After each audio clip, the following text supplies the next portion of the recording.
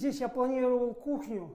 Была старая кухня, я ее разобрал, выкинул. С болью в сердце Николай Палагин вспоминает, как заказывал себе новую кухню 1,5 года назад. Мастера посоветовал знакомый. После замеров оформили договор, и специалист взял аванс. Кухню обещали установить за 45 дней, говорит он. Но и сегодня вместо заветного гарнитура голые стены и одинокая газовая плита. Он приезжал, делал размер. По его рекомендации я перенес газовый счетчик.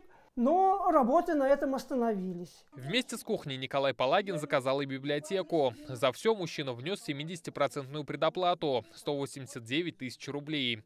По его словам, получив деньги, мастер не раз сдвигал сроки. Сказал таким голосом, испуганным, что все, у него почти все готово, значит, только там фасадов не хватает. И он 5 октября, то есть сейчас было 1 октября, 5 начнет завозить.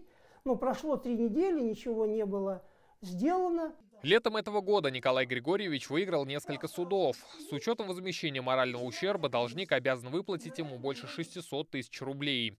Только вот судебные приставы не могут взыскать деньги с владельца фирмы, так как в собственности у него ничего нет.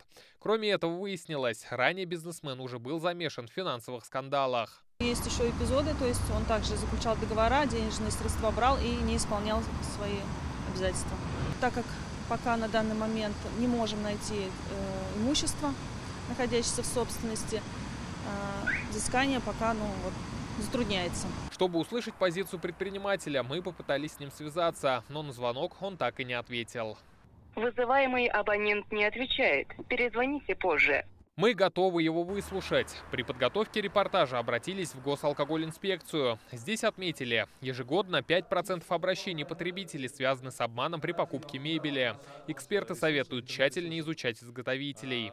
Узнавать о дееспособности, о действительности этой организации. Для этого есть интернет-ресурсы, как Федеральной налоговой службы.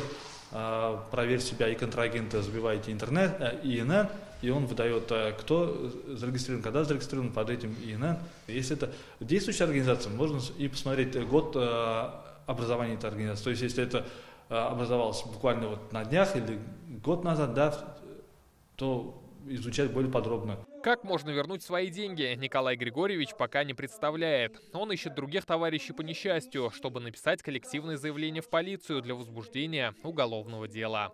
Рамиль Галиуллин, Наиль Абдуллин, ТНВ, Казань.